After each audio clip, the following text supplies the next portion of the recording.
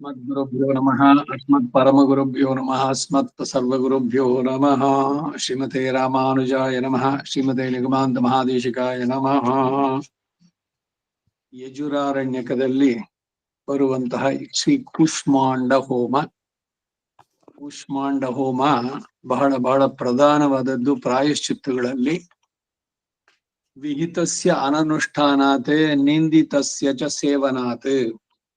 ಯಾವುದು ವಿಹಿತವಾದದ್ದೋ ವಿಧಿ ನಿಷೇಧಗಳು ವಿಹಿತವಾದದ್ದನ್ನ ಮಾಡದೇ ಇರೋದು ಅನನುಷ್ಠಾನಾತ್. ನಿಂದಿತಸ್ಯ ಸೇವನಾತ್ ಯಾವ್ದು ಮಾಡಬಾರ್ದು ಅದನ್ನ ಮಾಡೋದ್ರಿಂದ ಅನಿಗ್ರಹಾಚ ಇಂದ್ರಿಯಾಣ.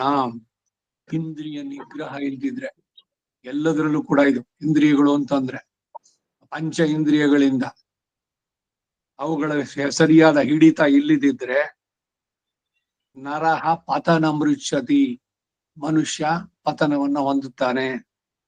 ತಸ್ಮಾತ್ ತೇನೇಹ ಕರ್ತವ್ಯಂ. ಕರ್ತವ್ಯಂ ಈ ತವ್ಯ ಪ್ರತ್ಯಯ ಇದೆಲ್ಲ ಇಟ್ ಮಸ್ಟ್ ಬಿ ಅಂತ, ಮಾಡಲೇಬೇಕು ಅಂತ ಹೇಳುವಂತ. ತೇನ ತಸ್ಮಾತ್ ತೇನೇಹ ತೇನ ಇಹ ಕರ್ತವ್ಯಂ ಪ್ರಾಯಶ್ಚಿತ್ತಂ ವಿಶುದ್ಧಯೇ. ಪ್ರಾಯಶ್ಚಿತ್ತ ಅವಶ್ಯವಾಗಿ ಮಾಡ್ಕೊಳ್ಬೇಕು.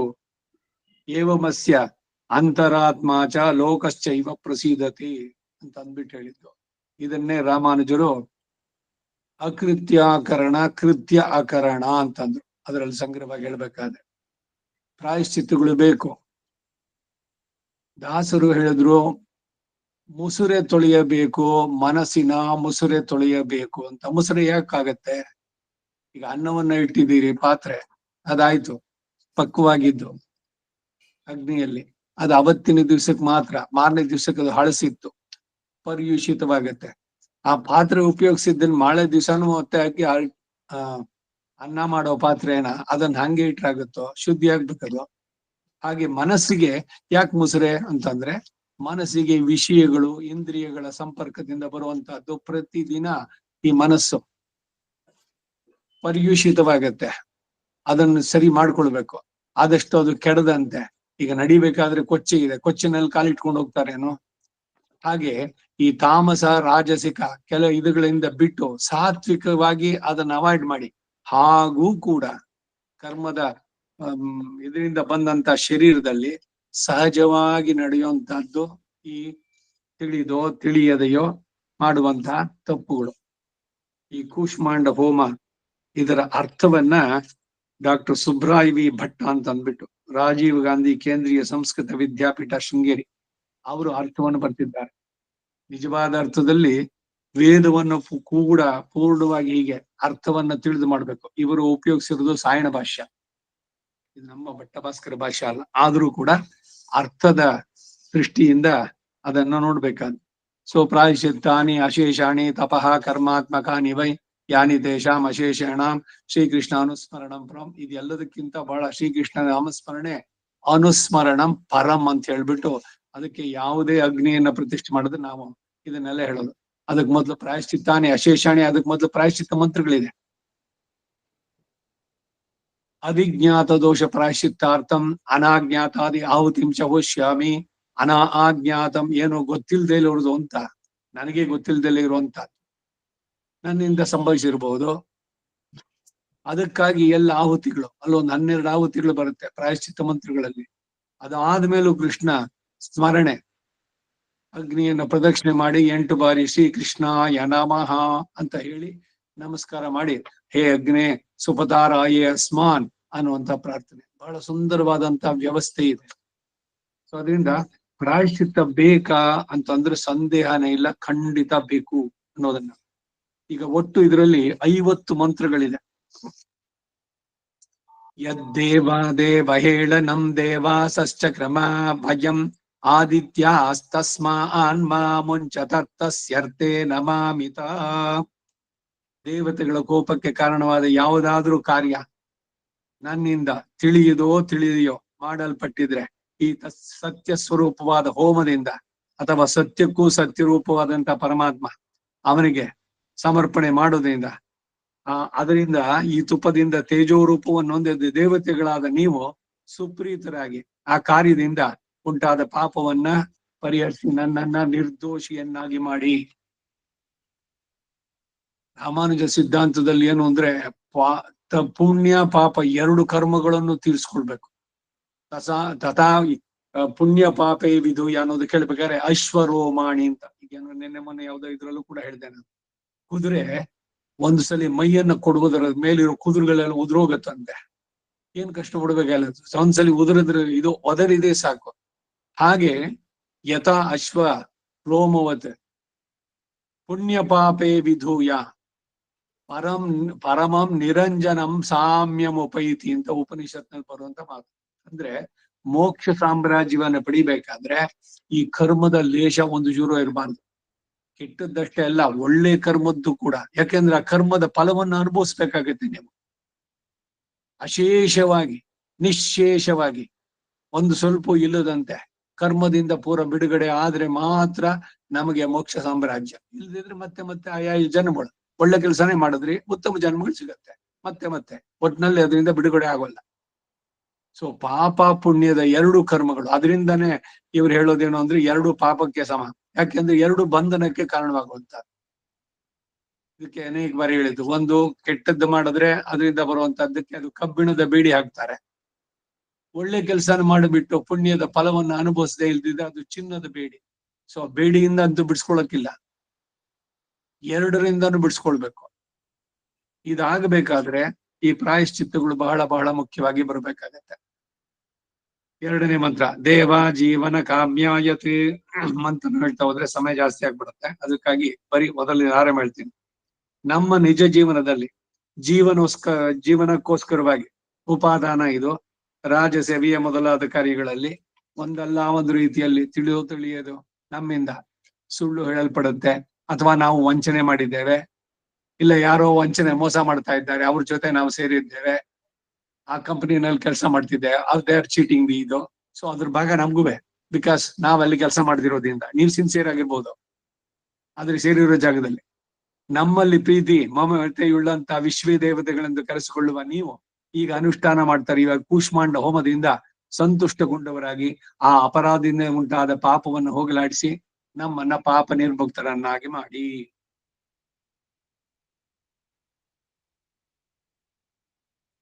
ಹೆಸರುಗಳು ಇದೆಲ್ಲ ಕೊಡ್ತಾರೆ, ಭಾಗವತದಲ್ಲಿ ಬರುತ್ತೆ ಇದೆಲ್ಲ. ದಕ್ಷಪುತ್ರಿಯಾದ ವಿಶ್ವೇ ಅನ್ನೋಳರಿಂದ ಅವಳಲ್ಲಿ ಜನಿಸಿದ್ದು ಧರ್ಮಪುರುಷನಿಗೆ. ವಸು ಸತ್ಯ ಕ್ರತು ದಕ್ಷ ಕಾಲ ಕಾಮ ಧೃತಿ ಕುರು ಪುರೂರವ ಮಾರ್ದ್ರವ ಇವರೆಲ್ಲ 10 ಜನ. ಶ್ರಾದ್ದದಲ್ಲಿ ಕ್ರತು ದಕ್ಷ, ಆಮೇಲೆ ಸಪಿಂಡೀಕರಣದಲ್ಲಿ ಇವೆಲ್ಲ ವ್ಯವಸ್ಥೆ, ಅದೆಲ್ಲ ಡೀಟೇಲ್ಸ್ ಹೋಗೋದು ಯಾರ್ಯಾರು ವಿಶ್ವದೇವತೆಗಳು ಅನ್ನೋದಕ್ಕೆ. ಮುಂದುಕೋಣ ಇಲ್ಲಿ 4ನೇ ಮಂತ್ರ. ಇಂದ್ರ ಅಗ್ನಿ ಮಿತ್ರ ವರುಣೋ ಸೋಮೋ ಧಾತ. ಅದರದ್ದು ಯಜ್ಞ ಸಂಬಂಧಿಯಾದ ದೋಷದಿಂದ ಉಂಟಾದಂತಹ ಪಾಪದಿಂದ ವಿಮುಕ್ತಿಯಾಗಲು ಹಿಂದಿನ ಮಂತ್ರದಲ್ಲಿ ಪ್ರಾರ್ಥನೆ ಮಾಡಿದ್ದಾಯ್ತು. ಈ ಮಂತ್ರದಲ್ಲಿ ಯಜ್ಞಕ್ಕಿಂತ ವಿಭಿನ್ನವಾದ ಕಾರ್ಯದಲ್ಲಿ ಎಸಗಿದ ಅಪರಾಧದಿಂದ ಒದಗಿದ ಪಾಪಕ್ಕೆ ಯಾವ್ಯಾವ ರೀತಿಯ ಪಾಪಗಳು, ಕಾಯಿಕ ವಾಚಿಕ ಮನಸ್ಸ, ತ್ರಿಕರಣ ಪೂರ್ವಕವಾಗಿ ಅಂತ ಅದಕ್ಕಾಗಿ ಹೇಳೋದು. ತ್ರಿಕರಣದಿಂದ ಈಗ ರಾಮಾನುಜರ ಶಿಷ್ಯರಲ್ಲಿ ಇವರು ಮಣವಾಳ ಮಾಮನಿಗಳು ಕಾಲತ್ರಯೇಪಿ ಕರ್ಣತ್ರಯ ಕರ್ಮ ನಿರ್ಮಿತಾತಿ ಪಾಪ ಕ್ರಿಯಸ್ಯ ಶರಣಂ ಭಗವತ್ ಕ್ಷಮೈವ.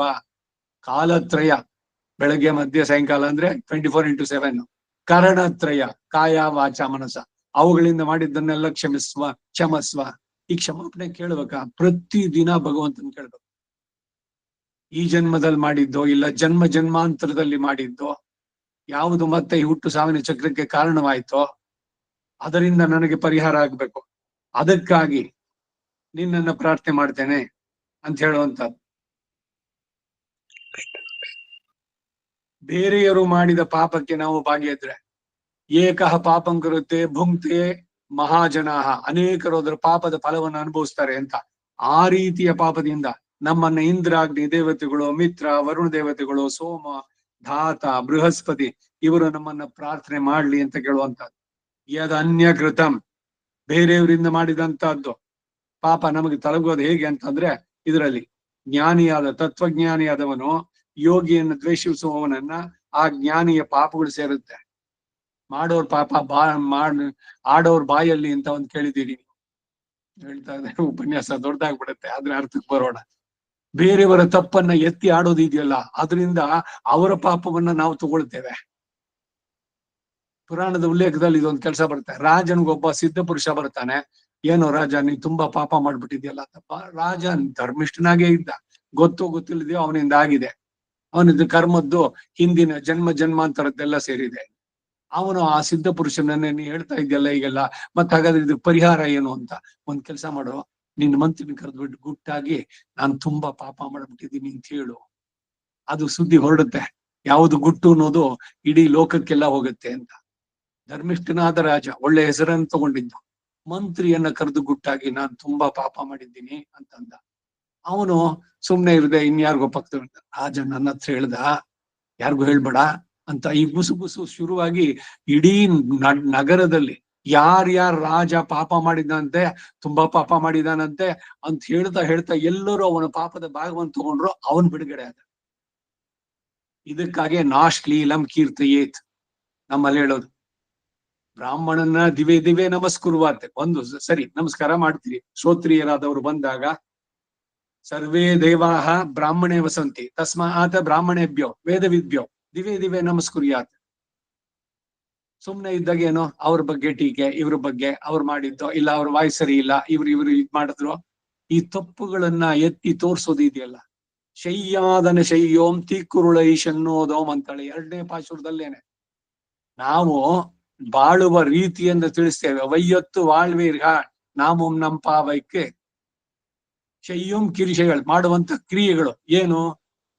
ಬೆಳಗ್ಗೆನೆ ಬೇಗ ಎದ್ದು ಬ್ರಾಹ್ಮಿ ಮುಹೂರ್ತ, ಸೂರ್ಯೋದಯ ಆದ್ಮೇಲೆ ಎದ್ರೆ ಅದೊಂದು ಅಪಚಾರ, ಸೂರ್ಯನಿಗೆ ಮಾಡುವಂತ ಅಪಚಾರ.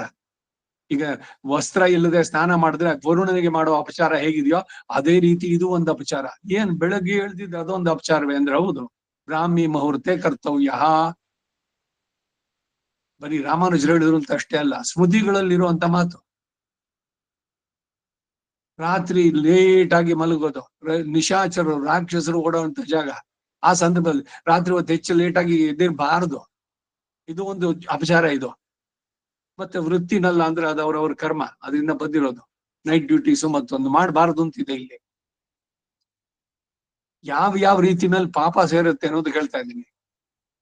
ಯಾರೋ ಮಾಡಿದ್ದು ಅಥವಾ ಏನೋ ವೃತ್ತಿನೋ, ಇವನ್ ಮಾಡಿದ ಕರ್ಮದಿಂದ ಆ ರಾತ್ರಿ ನೈಟ್ ಡ್ಯೂಟೀಸು ಇಲ್ಲ. ಇವಾಗೇನೋ ಅಮೆರಿಕನ್ ಇದ್ರದಕ್ಕೆ ಇಟ್ಕೊಂಡು ಇಲ್ಲಿ ಮಾಡೋದು. ಇವ್ರಿಗೆ ರಾತ್ರಿ 8:30 9 ಗಂಟೆ ಮೇಲೆ ಶುರು, ಬೆಳಗ್ಗೆ 3 4 ಗಂಟೆಗೆ 4 ಗಂಟೆಗೆ ಮಲ್ಕೊಂಡು ಅವ್ರು 10 11 ಗಂಟೆಗೆ ಹೇಳ್ತಾರೆ. 3 ಗಂಟೆಗೆ ಹೇಳ್ಬೇಕಾದ್ದು, ರಾತ್ರಿ ಎಲ್ಲ ಮಲಗಿರ್ಬೇಕು. ಹೀಗೆ ಒಂದೆರಡಲ್ಲ, ಯಾವ ರೀತಿನಲ್ಲಿ ಸೇರುವಂತದ್ದು ಪಾಪಕ್ಕೆ ಉದಾಹರಣೆ ಹೇಳ್ದೆ ನಾನು. ಮಾಡಬಾರ್ದ ಕೆಲಸ ಅಂದ್ರೆ ಮಾಡಿ, ಆದ್ರೆ ಏನು ಅಂದ್ರೆ ಅಂತದನ್ನ ಅವಾಯ್ಡ್ ಮಾಡೋದು ಒಳ್ಳೇದು. ಹೊಟ್ಟೆ ಪಾಡಿಗೆ ಆಗ್ಬೇಕು, ಬೇಕು ಉಪಾದಾನ ಇವುಗಳೆಲ್ಲ. ಸೊ ಇದ್ರಲ್ಲೆಲ್ಲ ಅನ್ನುವಂಥದ್ದು. ಅದರಿಂದ ಮಹಾತ್ಮರ ಬಗ್ಗೆ ದ್ವೇಷ, ಅಸೂಯೆ, ನಿಂದೆ, ಅಪಪ್ರಚಾರವೇ ಮೊದಲಾದ ದುಷ್ಕೃತ್ಯಗಳು ನಮ್ಮಿಂದ ಮಾಡಲ್ಪಟ್ಟಿದ್ರೆ ಅಂತ ಪಾಪಗಳನ್ನ ಹೋಗಲಾಡಿಸಿ ತೇನ ಮುಂಚಂತ್ವೇನ ಸೋ ಯದ್ ಅನ್ಯಕೃತ ಮಾರಿಮ. 5ನೇ ಮಂತ್ರ ಸಜಾತ ಶಗಂಸಾತ್. ಹೇ ಅಗ್ನಿದೇವನೇ, ನೀನು ಕುಟುಂಬದ ಸಹೋದರ ಜ್ಞಾತಿಗಳ ಅಥವಾ ಸಮಾನ ವಯಸ್ಕರಾದ ಮಿತ್ರರ ಅಥವಾ ಹೆಂಡತಿಯ ಅಥವಾ ಅಣ್ಣನ ಅಥವಾ ಕಿರಿಯ ಸಹೋದರನ ವಿದ್ಯೆ ಮೊದಲಾದ ಸಂಪತ್ತಿನಲ್ಲಿ, ವಯಸ್ಸಿನಲ್ಲಿ, ಗುಣಗಳ ಮಿಥ್ಯ ಆರೋಪ ರೂಪವಾದ ಅತಿಶಯವಾದ ಹೊಗಳಿಕೆ. ಅವ್ನು ನನ್ನ ತಮ್ಮ, ಅವ್ನಿಗೆ ಏನ್ ಇಲ್ದೆಲ್ಲ ಇದ್ರು ಎಲ್ಲದನ್ನು ಹೇಳ್ಬಿಡೋದು, ಅವ್ನಿಗೆಲ್ಲ ಎಲ್ಲ ಗೊತ್ತು, ಎಲ್ಲ ಮಾಡೋದು ಅಂತ. ಹೊಗಳಿದ್ವಲ್ಲ, ಹಾಗಾದ್ರೆ ಏನ್ ತಪ್ಪದ್ರಲ್ಲಿ ಅಂದ್ರೆ ಇಲ್ಲದೆ ಇರೋದು ಯೋಗ್ಯತೆಗಳನ್ನ ಆರೋಪಿಸಿ ಹೇಳಿದ್ರಲ್ಲ ಜನಗಳಿಗೆ, ಮಿಸ್ಲೀಡಿಂಗ್ ನೀವು. ಇದು ಒಂದು ಅಪಚಾರ. ಇದರಿಂದ ಈ ಪ್ರಶಂಸೆ, ಇದರಿಂದ ಚಂಚಲಗೊಂಡ ಮನಸ್ಸುಳ್ಳವನಾಗಿ ದುರಹಂಕಾರ ಹೊಂದಿ ದೇವತೆಗಳ ವಿಷಯದಲ್ಲಿ ಅಕ್ಷಮ್ಯ ಅಪರಾಧ ಮಾಡಿದ್ರೆ ಕ್ಷಮಿಸೋದಕ್ಕೆ ಸಾಧ್ಯವಾಗದಂತ ಅಪರಾಧಗಳು ಇನ್ನು ಎಲ್ಲದಕ್ಕಿಂತ ಎಷ್ಟು ಗೊತ್ತಾ? ಮದುವೆ ಆದ್ಮೇಲೆ ನಾನು ನನ್ನ ಪತ್ನಿನೇನೆ, ಅದು ಏನು ಅಬಾರ್ಷನ್ನು ಮತ್ತೊಂದು ಈ ತರ ಆಗುವಂತದ್ದು, ಇವೆಲ್ಲ ಭ್ರೂಣ ಹತ್ಯ, ವೀರ ಹತ್ಯ, ಬ್ರಹ್ಮ ಹತ್ಯ, ಏನೆಲ್ಲ ದೋಷಗಳು ಅಗಮರ್ಷಣ ಇದ್ರಲ್ಲಿ ಬರುವಂತಹದ್ದು. ಈಗ ತ್ರಿಸುಪರ್ಣ ತ್ರಿನಾಚಿಕೇತದಲ್ಲಿ ವೀರ ಹತ್ಯಾ ವಾ ಏತೆ ಗ್ರಂಥಿ, ಬ್ರಹ್ಮ ಹತ್ಯಾ ವಾ ಏತೆ ಗ್ರಂಥಿ. ಆ ರೀತಿಯ ಪಾಪಗಳು ನನ್ನಿಂದ ಉಂಟಾಗಿದ್ರೆ ಅದರಿಂದ, ಆ ಪಾಪದಿಂದ ನನ್ನನ್ನು ಮುಕ್ತಿಗೊಳಿಸು. 5ನೇದ್ರಲ್ಲಿ. 6ನೇ ಮಂತ್ರ ಯದ್ವಾಚ ಯನ್ಮನಸ ಬಾಹುಭ್ಯಾಂ ಊರುಭ್ಯಾಂ. ಇದು ಒಂದ್ರದ್ದು ಮಾತ್ರ ಪ್ರತಿಪದಾರ್ಥನ ಹೇಳ್ತೀನಿ ಕೇಳಿ. ಮಾತು ಮೊದಲಾದವುಗಳಿಂದ ಯದನೃತಂ, ಯಾವ ಪಾಪವನ್ನ ವಯಂಚ ಕ್ರಮ ನಾನ್ ಮಾಡಿದ್ದೇನೋ. ಹೇಗೆ ಅಂದ್ರೆ ವಾಚ ಮಾತಿನ ಮೂಲಕವಾಗಿ ಸುಳ್ಳು ಹೇಳೋದು ಇತ್ಯಾದಿ. ಮನಸ ಮನಸ್ಸಿನಲ್ಲಿ ಬೇರೆಯವರ ವಿನಾಶವನ್ನೇ ಬಯಸುವಂತ. ಅಯ್ಯೋ ಅವ್ನು ತುಂಬಾ ಉದ್ಧಾರ ಆಗ್ತಾನೆ, ನಮ್ ಬೇಗ ಹಾಳಾಗ್ಬೇಕು, ಏನಾದ್ರು ಒಂದು ಕೆಟ್ಟದಾಗ್ಲಿ ಅವನಿಗೆ. ಈ ಇವರೆಲ್ಲ ಇನ್ನು ಕೆಳಗಿನ ಸ್ತರದಲ್ಲಿ ಅವರು ಅವರ ಅಪ್ಪ ಹಾಗೆ ಹೀಗೆ ನಾಶವಾಗ ಹಾಗೆ ಹೀಗೆ ಅಂತಾರಲ್ಲ, ಎಷ್ಟು ದೊಡ್ಡ ಪಾಪಗಳನ್ನ ಮಾಡ್ತಾ ಇದ್ದಾರೆ ಸ್ವಲ್ಪ ನೋಡಿ, ಅದರ ಪ್ರಮಾಣ ಎಷ್ಟು ಇದಾಗತ್ತೆ ಅಂತ. ಬೇರೆಯವರ ವಿನಾಶವನ್ನು ಬಯಸುವುದು.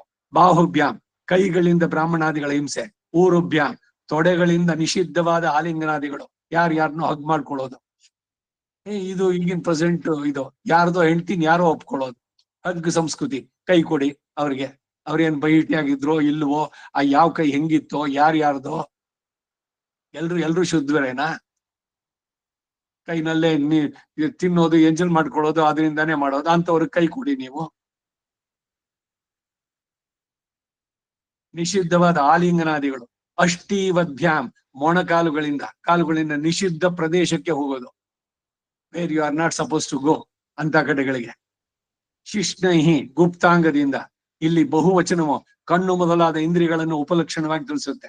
ಕೆಟ್ಟದ್ದನ್ನು ನೋಡಬಾರದು. ಸಿನಿಮಾ ಮತ್ತೊಂದು, ಅರೆನಗ್ನ ಕುಣಿತಾ ಇದ್ದಾರೆ, ಓ ಇನ್ನೂ ಇದ್ ಮಾಡ್ತಾರ, ಈ ಕಡೆಗೆ ಕಣ್ಣು ಬಯಸುತ್ತೆ. ಇವೆಲ್ಲ ಆಗ್ಬೋದಾ? ಕೇಳಬಾರದನ್ನ ಕೇಳೋದು, ಕಣ್ಣಿನಿಂದ ನಿಷಿದ್ಧ ದರ್ಶನ, ಕಿವಿಯಿಂದ ಕೇಳಬಾರದನ್ನ. ತಸ್ಮಾತ್ ಏನ ಸಹ ಈ ಎಲ್ಲ ವಿಧ ಪಾಪಗಳನ್ನ, ಹಾಗೂ ಯಾನಿ ದುಷ್ಕೃತ ಇನ್ನು ಬೇರೆ ರೀತಿಯ ಪಾಪಗಳನ್ನ ಚಕ್ರಮ ನಾವು ಮಾಡಿದ್ರೆ ಅವುಗಳನ್ನು ಸಹ ಅಗ್ನಿಹಿ ಅಗ್ನಿದೇವನಾದ ನೀನು ಪ್ರಮುಂಚತು ನಾಶ ಮಾಡಿ ನಮ್ಮನ್ನ ಆ ಪಾಪಗಳಿಂದ ಬಿಡುಗಡೆ ಮಾಡು. 7ನೇದು ಏನ ತ್ರಿತೋ ಅರ್ಣವಾನ್ ಪರಮಾತ್ಮನ ದಿವ್ಯ ಜ್ಯೋತಿ ರೂಪವಾದ ತೇಜಸ್ಸಿನಿಂದ ತ್ರಿತ ಎಂಬ ಪುರುಷನ ಸಮುದ್ರದೋಪಾದಿಯ ಮಹಾಪಾಪ ವಿನಾಶವಾಯಿತು. ಹಾಗೂ ಸೂರ್ಯನು ನೋಡಿ, ಪುರಾಣದ ಉಲ್ಲೇಖಗಳಲ್ಲಿ ಕೊಡ್ತಾರೆ ಯಾರ್ಯಾರ್ದು ಹಿಂಗಾಯ್ತು ಅಂತ. ಆ ರೀತಿನಲ್ಲಿ ನಮಗೂ ಆಗ್ಲಿ. ಸಮುದ್ರದೋಪಾದಿಯಲ್ಲಿರುವಂತ, ಏನು ಸಮುದ್ರ ಅಂದ್ರೆ ಅಷ್ಟು ಅಪಾರವಾದದ್ದು, ಆ ಮಹಾಪಾಪ ವಿನಾಶವಾಯಿತು. ಹಾಗೂ ಸೂರ್ಯನು ಸ್ವರ್ಭಾನು ರಾಹು ಎಂಬ ರಾಕ್ಷಸನಿಂದ ಆವರಿಸಲ್ಪಟ್ಟ ಕತ್ತಲೆಯಿಂದ ಬಿಡುಗಡೆ ಹೊಂದಿದ. ಈ ದಿವ್ಯವಾದ ತೇಜಸ್ಸಿನಿಂದಲೇ ಜ್ಯೋತಿ ದೇವೇಂದ್ರನು ಕ್ಷಣಕಾಲದಲ್ಲಿ ತನ್ನೆಲ್ಲ ವೈರಿಗಳನ್ನು ನಾಶಪಡಿಸಿದ. ವೃತ್ರಹನ್ ಅಂತ ಇವನ ಹೆಸರು. ಆ ದಿವ್ಯವಾದ ತೇಜಸ್ಸಿನಿಂದ ತೇಜಸ್ಸು ಉಂಟಾಗುತ್ತೆ. ಪಾತ್ರೆಯನ್ನ ಚೆನ್ನಾಗಿ ಬೆಳಗಿದ್ರೆ ಫಳಫಳ ಅಂತ ಹೊಳೆಯುತ್ತೆ. ಹಾಗೆ ಆತ್ಮಕ್ಕೆ ತಗುಲಿದ ಈ ಮುಸರೆಗಳನ್ನೆಲ್ಲ ತೆಗೆದ್ರೆ ಸಹಜವಾಗಿ ಅವರ ಮುಖದಲ್ಲಿ ಆ ಬ್ರಹ್ಮ ತೇಜಸ್ಸು ಉಂಟಾಗುವಂತದ್ದು. ಯದ್ ಕುಸೀದಂ ಅಪ್ರತೀರ್ಥಂ, ಈ ಜನ್ಮದಲ್ಲೇ ನಾನು ತೆಗೆದುಕೊಂಡ ಸಾಲ ಕೊಟ್ಟವರಿಗೆ ಹಿಂದಿರಿಸಲಿಲ್ಲ. ದುಷ್ಟರಿಗೆ ಪಾಪಗಳಿಗೆ ಶಿಕ್ಷೆ ಕೊಡುವ ಅಧಿಕಾರಿಯಾದ ಯಮಧರ್ಮನ ನಿಧಿರೂಪವಾದ ಈ ಸಾಲದ ಹೊರೆಯನ್ನ ಹೊತ್ತು ಓಡಾಡ್ತಾ ಇದ್ದೇನೆ. ಈಗ ಯಾರೋ ಮಿತ್ರರಾಗಿ ಅಥವಾ ನಿಮಗೆ ತುಂಬಾ ಆತ್ಮೀಯರಾಗಿ, ಈಗ ತಮ್ಮನಿಗೋ ಅಣ್ಣನಿಗೋ, ಅಣ್ಣನಿಗೆ ತಮ್ಮ ಹೇಳ್ದ ಅಥವಾ ತಮ್ಮ ಅಣ್ಣನಿಗೆ ಹೇಳ್ದ, ಅದನ್ನ ತಗೊಂಬ ಅಂತ, ಅವ್ನ್ ತಂದು ಕೊಟ್ಟ. ಅದು ಎಷ್ಟಾಯ್ತು ದುಡ್ಡು ಅಂತ ಕೊಡೋದು ಬೇಡವಾ? ಅವ್ನ್ ಕೊಡ್ತಾನೆ, ನಾನು ಬೇಕಾದಷ್ಟು ಮಾಡಿದ್ದೀನಿ ಅವನ್ಗೆ. ಈ ರೀತಿ ಅವರವರ ಋಣಗಳು ಸ್ವಂತ ಅಣ್ಣ ತಮ್ಮಂದ್ರೆ ಆದ್ರೂ ಕೂಡ ಎಲ್ಲರ ಋಣದಿಂದ ವಿಮುಕ್ತನಾದ್ರೆ ಕರ್ಮದಿಂದ ಬಿಡುಗಡೆ. ಇವೆಲ್ಲ ಬಹಳ ಸೂಕ್ಷ್ಮವಾದಂತ ವಿಷಯಗಳು. ನಮ್ಮ ಗುರುಗಳು ಅನಂತರಂಗಾಚಾರ್ಯ ಅರ್ಥ ಶುದ್ಧಿ ಇರ್ಬೇಕ್ರಿ. ಈಗ ಯಾರೋ ನಿಮ್ಮಲ್ಲಿ ಏನೋ ಒಂದ್ ಹೇಳಿದ್ರಿ, ನೀವು ಅವ್ರು ತಂದು ಕೊಟ್ರು, ಅವ್ರಿಗೆ ಕೇಳೋಕ್ ನಿಮ್ಗೆ ಹೆಸಿಟೇಷನ್, ನೀವೇನೋ ಪಾಠ ಹೇಳ್ಕೊಟ್ರಿ ಅಂತ ನೀವು ಸಿನ್ಸಿಯರ್ ಆಗಿ ದುಡ್ಡು ಹೇಳ್ಕೊಡು, ಎಷ್ಟಾಯ್ತು ಅದ್ರ ಖರ್ಚು ಅಂತ ಕೊಡೋದ್ ಬೇಡ. ಅವರು ಬಲವಂತವಾಗಿ ಇಲ್ಲ ನನ್ನ ಸೇವೆ ತಗೊಳ್ಳಿ ಅಂತೆಲ್ಲ ಹೇಳಿ ಅದ್ ಮಾಡೋದು ಸರಿ. ಕೇಳೋದೇ ಇಲ್ಲ, granted, taken for granted. Non brother ಅವನು ಅಥವಾ ನನ್ನ ಅಣ್ಣ ಅವ್ನಿಗೆ ಹೇಳೋದ್ ತಗೊಂಡ್ಬರ್ತಾನೆ, ತಂದ್ ಬಿಡ್ತಾನೆ, ಸರಿ ಆಯ್ತು. ತಂದ ಮೇಲೆ ಇದನ್ನೇ ನೀವು ರಿಪೀಟ್ ಮಾಡಿದ್ರೆ ಅವನೇನ್ ಹೇಳ್ತಾನೆ, ಇಲ್ವೋ ನನಗೆ ಹೋಗೋಕೆ ಆಗ್ಲಿಲ್ಲ, ಅವ್ನು ಸುಳ್ಳು ಹೇಳ್ತಾನೆ. ನೀವು ಸುಳ್ಳು ಹೇಳೋಗ್ ಮಾಡಿದ್ರಿ, ಯಾಕೆಂದ್ರೆ ಹಿಂದೆ 2 ಸಲ ತಂದು ಕೊಟ್ಟಿದ್ದು ದುಡ್ಡು ಕೊಟ್ಟಿಲ್ಲ ವಾಪಸ್ಸು. ಪ್ರತಿ ಒಬ್ಬರಲ್ಲಿ ಇದು ಅಣ್ಣ ತಮ್ಮ ಇಷ್ಟಕ್ಕೆ ಅಲ್ಲ, ಈ ಸಾಲದ ಹೊರೆಯನ್ನ, ಈ ಕೂಷ್ಮಾಂಡ ಹೋಮದಿಂದ ಸುಪ್ರೀತರಾದ ಅಗ್ನಿದೇವ ಆ ಸಾಲದ ಹೊರೆಯ ಭಾರವನ್ನು ಹೋಗಲಾಡಿಸಿ ನನ್ನನ್ನ ಋಣ ಮುಕ್ತನನ್ನಾಗಿಸಲಿ. 3 ರೀತಿಯ ಋಣದಿಂದಲೂ ಮುಕ್ತರಾಗ್ಬೇಕು.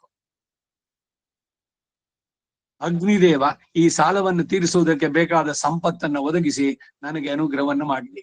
ದುಡ್ಡಿದೆ ಇವನ ಹತ್ರ, ಕೊಡೋದಕ್ಕೇನು? ಅವನ ಹತ್ರ ಕೆಲಸ ಮಾಡಿಸ್ಕೊಂಡ್ಮೇಲೆ ಈಗ ನೀವೇ ಹೋಗಿದ್ರೆ ಕೊಡ್ತಾ ಇರ್ಲಿಲ್ವಾ? ನಾನು ಅದಕ್ಕೆ ಯಾರಿಗೋ ಏನೋ ಹೇಳಿದ್ರಿ, ನೀವೇನೋ ಪ್ರಯತ್ನ ಪಟ್ರಿ, ಇದರಿಂದ ಮಾಡ್ಕೊಂಡ್ ಬಂದ್ರಿ, ನೀನ್ ಹಣ ಖರ್ಚು ಮಾಡಿದ್ರೆ ಯು ಟೇಕ್ ದಟ್ ಮನಿ. ಇದು ಯನ್ಮಯಿ ಮಾತಾ ಗರ್ಭೆ ಸತಿ, ಹೆಂಡತಿ ಗರ್ಭಿಣಿಯಾಗಿದ್ದಾಗ ಗಂಡ ಹೆಂಡತಿ ಇಬ್ಬರು ಪ್ರಯಸ್ಥರಾಗಿರೋದು ಶಾಸ್ತ್ರ ಸಮ್ಮತ. ಅವರಿಬ್ರು ವಿಹಿತ ದಿನಗಳಲ್ಲಿ ಇವರು ನಡೆಸುವಂತಹದ್ದು. ಗರ್ಭಿಣಿಯಾದಾಗ ಸಂಭೋಗ ನಿಷಿದ್ಧ, ನಡೆಸಿದ್ರೆ. ಹೀಗಿರುವಾಗ ನಾನು ತಾಯಿಯ ಗರ್ಭವನ್ನು ಪ್ರವೇಶಿಸಿ ಗರ್ಭವಾಸ ಮಾಡುತ್ತಿರುವ ಸಮಯದಲ್ಲಿ ನನ್ನ ತಾಯಿ ಪರಪುರುಷ ಸೇವಾದಿ ಪಾಪವನ್ನು ಮಾಡಿದ್ರೆ ಎನ್ಮೆ ಮಾತಾ ಪ್ರಲೋಭಚರತಿ. ಮಾನಸಿಕವಾಗಿಯೋ ಯಾರೋ ಸಿನಿಮಾ ನಟ ಅವನ್ ನನ್ನ ಪತಿ ಆಗಿದ್ರೆ ಹೇಗೆ, ಅಥವಾ ಅವನನ್ನ ಭಾವಿಸ್ಕೊಳ್ಳೋದು ನಾನು ಅವನನ್ನ ಆಲಂಗಿಸಿಕೊಂಡಂತೆ, ಮಾನಸಿಕವಾದ ಒಂದು ವ್ಯಭಿಚಾರ ಇದು. ಹಾಗೂ ನನ್ನ ತಂದೆ ನಿಷಿದ್ಧ ಸಮಯದಲ್ಲಿ ನಿಷಿದ್ಧ ಮೈಥುನಾದಿ ಪಾಪ ಕಾರ್ಯವನ್ನ ಎರಗಿಸಿದ್ರೆ ನೋಡಿ, ತಂದೆ ತಾಯಿಗಳು ಅವರು ಮಾಡಿದ ಪಾಪಕ್ಕೆ ಮಕ್ಕಳು ಹೊರೆ ಇದು ಅನುಭವಿಸುವುದು ಇದೆಯಲ್ಲ, ಅಕೃತ ಮಾಡಿದ್ದಕ್ಕೆ ಅವರ ಮಕ್ಕಳು ಅನುಭವಿಸ್ತಾರೆ ಕಡೆಗೆ. ಯಾಕೆ ಅಂದ್ರೆ ತಂದೆ ತಾಯಿ ಮಾಡಿದಂತಹ ದೋಷ, ಪಾಪದ ಕಾರ್ಯ, ಅದರಿಂದ ಉಂಟಾದ ಪಾಪ ಗರ್ಭದಲ್ಲಿರುವ ನನ್ನನ್ನು ಆವರಿಸುವುದರಿಂದ ಹೇ ಅಗ್ನಿದೇವನೇ, ನೀನು ಪ್ರಸನ್ನನಾಗಿ ಆ ಪಾಪದಿಂದ ನನ್ನನ್ನು ಮುಕ್ತಗೊಳಿಸು. ಹಾಗೂ ನನ್ನ ಮಕ್ಕಳು ಮತ್ತು ಮೊಮ್ಮಕ್ಕಳು ಸಹ ಬೇರೆ ಕಾರಣಗಳಿಂದ ಯಾವ್ದಾದ್ರು ಪಾಪ ಮಾಡಿದ್ರೆ, ತಂದೆ ಮಾಡಿದ ಪಾಪ ಮಕ್ಕಳಿಗೆ ಬರೋದು ಸರಿ, ಇವನು ಕೂಡ ಮಕ್ಕಳು ಮೊಮ್ಮಕ್ಕಳು ಮಾಡಿದ್ದನ್ನು ಅವನು ಅನುಭವಿಸುವಂತಹದ್ದು.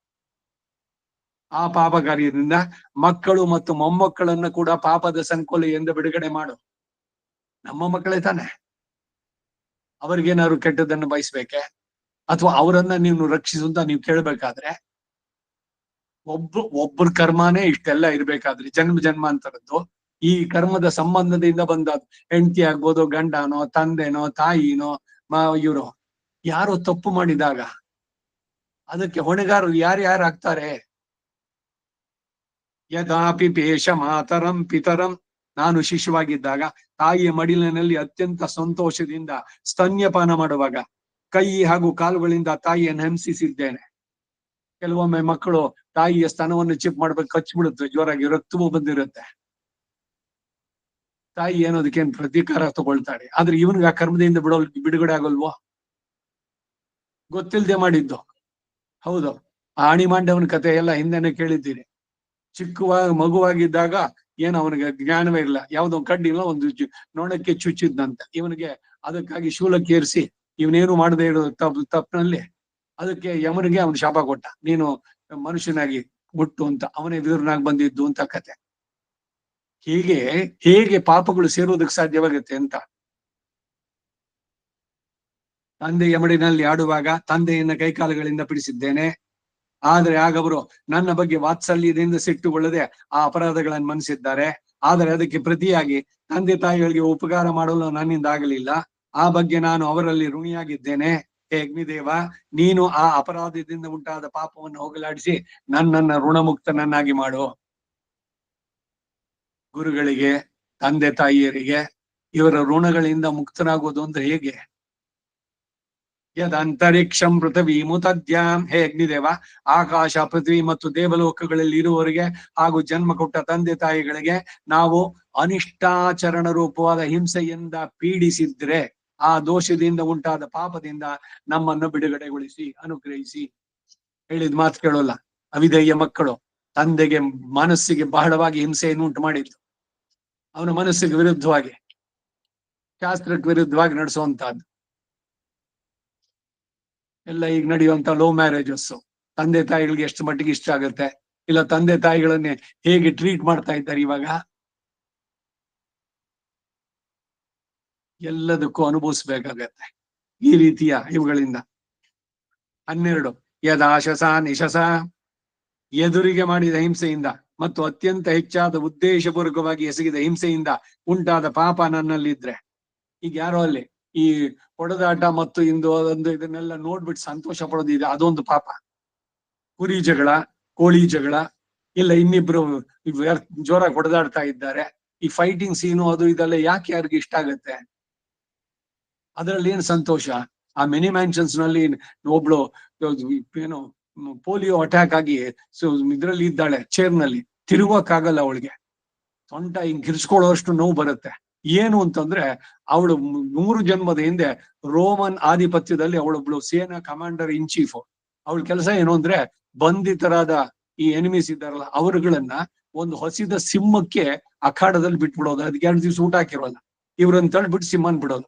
ಆ ಸಿಂಹ ಬಂದು ಇವರ ತೊಡೆಯ ಮಾಂಸವನ್ನ ಕಿತ್ತಿ ಎಳಿಬೇಕಾದ್ರೆ ಇವ್ರು ನೋಡಿ ಸಂತೋಷ ಪಡೋದು. ಆಹಾ ನೋಡಿ ಇವಾಗ ಅದು ಹೇಗೆ ಎಳಿಯುತ್ತೆ ಅಂತ. ಅದ್ರಲ್ಲಿ ಏನ್ ಸಂತೋಷ? ಅವಳು ಕೇಳ್ತಾಳೆ ಎಡ್ಗರ್ ಕೇಸಿನ, ಅಲ್ಲ ನನಗದು ಡ್ಯೂಟಿ ಅಂತ ಕೊಟ್ಟಿದ್ರೆ ನೀನ್ ಬರೀ ಡ್ಯೂಟಿ ಅಂತ ಮಾಡ್ಲಿಲ್ಲ ಅದನ್ನ. You are finding pleasure in that. ಅದಕ್ಕೆ ಇವಾಗ ನಿನ್ಗೆ ಆ ಸೊಂಟದ ಹತ್ರ ತಿರ್ಗೋಕ್ ಹೋದ್ರೆ ಕಿರ್ಚೋದು ಯಾಕೆ ನೋವು ಅಂತ ತೀವ್ರ ಪೈನ್ ಯಾಕೆ ಅಂದ್ರೆ ಇನ್ನೊಬ್ಬರ ನೋವನ್ನ ಕಂಡು ಸಂತೋಷ ಪಟ್ಟಿಯಲ್ಲ, ಅನುಭವಿಸಿ. ಇವಾಗ ಬರೀ ಸುಮ್ನೆ ಹೆದರ್ಸೋ ಕೇಳ್ತಾ ಇಲ್ಲ ಇದನ್ನ. ಈ ರೀತಿಯ ಕೃತಿಗಳು ನಮ್ಮಲ್ಲಾದ್ರೆ ಎಲ್ಲೋ ಕಷ್ಟನೋ ಹಿಂಸೆನೋ, ಒಂದು ಪ್ರಾಣಿ ಇನ್ನೊಂದನ್ನು ಕಚ್ಚಿ ತಿಂತಾ ಇದೆ, ಅದು ಚೆನ್ನಾಗಿ ಹಿಡಿಬೇಕು ನೋಡಿ ಇವಾಗ ಹಿಡಿಯುತ್ತೆ. ಇದ್ರಲ್ಲಿ ಏನಿದೆ ಸಂತೋಷ? ಹಾಗೇನೆ ಈ ಕೋಳಿ ಜಗಳ, ಇದ್ರಲ್ಲಿ ಬೆಟ್ಸ್ ಕಟ್ಟೋದು, ಈ ಜಲ್ಲಿ ಕಟ್ಟು, ಆ ಹಸುವನ್ನ ಬೆಳೆಸ್ಬಿಟ್ಟು ಅದನ್ನ ಯಾಕೆ ಇವ್ರುಗಳೆಲ್ಲ ಹೋಗಿ ಆ ಕೋಡನ್ನು ಇಳಿದು ಆ ಗೋಡನ್ನ ಮುರಿದು ಅದನ್ನ ಸಾಯಿಸಿ ಆಮೇಲೆ ಅದನ್ನ ತಿನ್ನೋದು. ಎಷ್ಟು ಕ್ರೌರ್ಯ ಅಲ್ವೇ ಮನುಷ್ಯಂದು. ಅದ್ರಲ್ಲಿ ಏನಿದೆ ರಂಜನೆ? 2 ಪ್ರಾಣಿಗಳು, ಆ ಕೋಳಿ ಕೈ ಕಾಲಿಗೆ ಚಾಕು ಕಟ್ಬಿಡೋದು, 2ಕ್ಕೂ ಹೆಂಡ ಕೊಡ್ಸ್ಬಿಟ್ಟು ಒಂದ್ರಿಂದ ಒಂದಕ್ಕೆ ಅದು ಇದಕ್ ಹೊಡಿಯುತ್ತೆ, ಮೈ ಕಾಯಿ ಎಲ್ಲಾ ಕಾಯವಾಗುತ್ತೆ. ಚಪ್ಪಾಳೆ ತಟ್ಕೊಂಡು ಓಹೋ ನನ್ ಕೋಳಿ ಗೆಲ್ತು, ನನಗಿಷ್ಟು ಪಂತ ದುಡ್ಡು ಸಿಕ್ತು ಅಂತ. ಕೇವಲ ಕ್ರೀಡಾರ್ಥವಾಗಿ ಮಾಡುವಂತಹದ್ದು. ಈ ಪಾರ್ಕ್ಗಳಲ್ಲಿ ಬ್ಯಾಡ್ಮಿಂಟನ್ ಆಡ್ತಾರೆ, ಒಂದಕ್ಕೆ ಬೆಟ್ಸ್ ಕಟ್ಬಿಟ್ಟು ಆಡೋದು. ಅವಾಗೇನು ಅದು ವೈರಿಗಳ ತರ. ಮನರಂಜನೆಗೆ ಯಾವ್ದೋ ಒಂದು ಕಾರ್ಯಕ್ರಮ, ಅದ್ರಲ್ಲಿ ಏನು ಯಾರೋ ಒಬ್ಬ ಸೋಲ್ಬೇಕು, ಯಾರೋ ಗೆಲ್ಲಬೇಕು. ಅದರಲ್ಲಿ ಇವ್ರು ಏನು ಅದೇನ್ ಆ ಉದ್ವೇಗದಿಂದಾನೋ ಅದರಲ್ಲಿ ಪಾರ್ಟಿಸಿಪೇಟ್ ಮಾಡುವಂತಹದ್ದು. ಇವೆಲ್ಲ ಮನುಷ್ಯನ ಸಾತ್ವಿಕ ಗುಣಗಳಿಗೆ ವಿರುದ್ಧವಾದಂತಹ ಕ್ರಿಯೆಗಳಾಗ ಅಂಥದ್ದನ್ನು ನೋಡೋಕೆ ಹೋಗಬಾರದು. ನಿಮ್ಮ ಸತ್ವಗುಣ ಇದಾಗಿರ್ಬೇಕು, ಮನಸ್ಸು ಪ್ರಶಾಂತವಾಗಿರ್ಬೇಕು, ಭಗವಂತನ ಕಡೆ ಈ ಹುಟ್ಟು ಸಾವಿನ ಚಕ್ರ ಬಿಡಿಸ್ಕೊಳ್ಬೇಕು ಅನ್ನೋದ್ರ ಬಗ್ಗೆ ಸೀರಿಯಸ್ ಆಗಿದ್ರೆ we should get away from all this. ಬೇರೆಯವರು ಎಸಗಿದ ಹಿಂಸೆಯಿಂದ ಉಂಟಾದ ಪಾಪ, ಹಿಂದಿನ ಜನ್ಮಗಳಲ್ಲಿ ಮಾಡಿದ ಪಾಪ ಯಾವುದಿದೆಯೋ ಅದನ್ನ ಅಗ್ನಿದೇವ ಹೋಗಲಾಡಿಸಿ ನನ್ನನ್ನ ನಿರ್ದೋಷಿಯನ್ನಾಗಿ ಮಾಡು. 13ನೇ ಮಂತ್ರ, ಅತಿಕ್ರಾಮಾಮಿ ದುರಿತಂ ಯದೇನಃ. ದುರ್ಗತಿಗೆ ಕಾರಣವಾದ ಪಾಪ ಶೇಷವನ್ನ ಅಗ್ನಿದೇವನ ಪ್ರಸಾದದಿಂದ ನಾನು ಹೋಗ್ಲಾಡಿಸ್ಕೊಳ್ತಾ ಇದ್ದೇನೆ. ಶ್ರೇಷ್ಠವಾದ ವಿದ್ವಾಂಸ ಸಭೆಗಳಲ್ಲಿ ನನ್ನಿಂದ ಉಂಟಾದ ಪಾಪವಿದ್ರೆ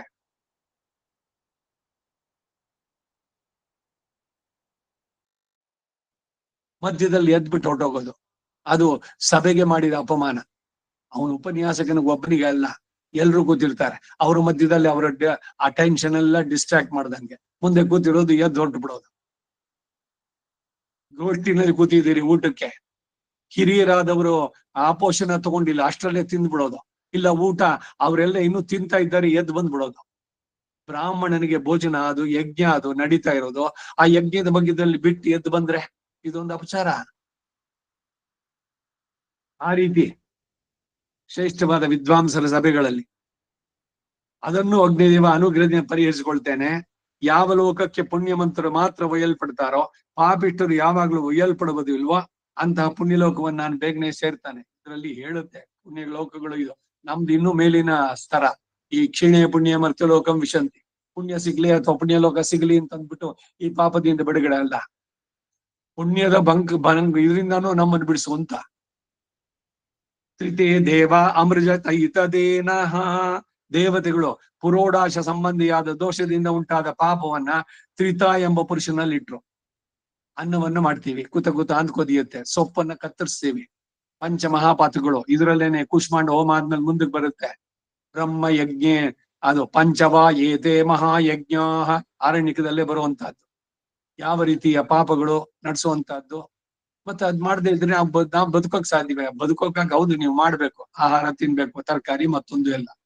ಆದ್ರೆ ಕತ್ತರಿಸಿದ್ರಲ್ಲಿ ಒಂದೊಂದ್ರಲ್ಲೂ ಆತ್ಮ ಇದೆಯಲ್ಲ. ಚರಾಚರಾಣಿ ಸರ್ವಾಣಿ ಸರ್ವಂ ಭಗವದ್ ವಪುಹು. ಭಗವಂತನೇ ಇದ್ದಾನೆ, ಒಂದಾದ್ರೆ ಇನ್ನೊಂದು. ಹಾಗಾದ್ರೆ ತಿಂದೆ ಇದ್ರೆ ನಾವು ಬದುಕೋಕಾಗತ್ತೋ? ನಾವು ತಿನ್ಲೇಬೇಕು ಬದುಕೋದಕ್ಕಾಗಿ. ಆದ್ರೆ ಇನ್ನೊಬ್ಬರನ್ನ ಹಿಂಸೆ ಮಾಡಿ ಬೇಡ. ಹೇಗೆ ಪ್ರಾಣಿಗಳನ್ನು ತಿನ್ನಬಾರದು, ಗೊತ್ತಾಯ್ತಾ? ಆದ್ರೆ ಈ ತಿಂದೆ ಇದ್ರೆ ನಾವು ಬದುಕೋಲ್ಲ. ಆದ್ರೆ ಅದಕ್ಕಾಗಿ ಮಾಡಿದಕ್ಕೆ ಏನು ಅಂದ್ರೆ ಪ್ರಾಯಶ್ಚಿತ್ತ. ಈಗ ಬದರಿ ಯಾತ್ರೆ ಮಾಡ್ಬೇಕು, ಆಹಾರ ಬೇರೆ ಕಡೆ ತಿನ್ನಬಾರದು. ದೋಷ ಅಂದ್ರೆ ಬದರಿ ಯಾತ್ರೆನೇ ಬಿಟ್ಬಿಡಿ ಅಂತಲ್ಲ, ಬದರಿ ಯಾತ್ರೆ ಹೋಗಿ ಬನ್ನಿ, ಬಂದ ಮೇಲೆ ಪಂಚಗವ್ಯ ಸ್ವೀಕಾರ ಮಾಡಿ. ಹೇಗೆ ಪಾಪಗಳ ಪರಿಹಾರ ಅಂತ ಈಗ ಸೊಪ್ಪು ತರಕಾರಿ ವೆಜಿಟೇರಿಯನ್ ತಿನ್ನಬಾರದು ಅಂತ ಸಂದೇಶ ಇಲ್ಲಿ ಹೇಳ್ತಾ ಇಲ್ಲ. ಅದರಲ್ಲಿ ಅತಿರೇಕಗಳು, ಈಗ ಹಸುವಿನ ಹಾಲು ತಗೊಂಡ್ಬಿಟ್ರೆ ಅದಂತೆ ವೇಗನ್ಸ್ ಅಂತ, ಬಾದಾಮಿನೋ ಮತ್ತೊಂದು ಅದರಿಂದ ಹಾಲು, ಹುಚ್ಚುತನ ಇದು. ಹಸುವಿನ ಹಾಲು ಬಹಳ ಶ್ರೇಷ್ಠವಾದದ್ದು. ಅದೇನು ಅದಕ್ಕೆ ರಕ್ತ ಕುಡಿತಾ ಇದ್ದೀರಾ, ಇಲ್ಲ ಅದಕ್ಕೆ ತೊಂದರೆ ಮಾಡ್ತಿದ್ದೀರಾ, ನೋವಾಗ್ತಾ ಇದೆಯಾ? ನೋವಾಗದಂತೆ ಸ್ವೀಕಾರ ಮಾಡಬೇಕು.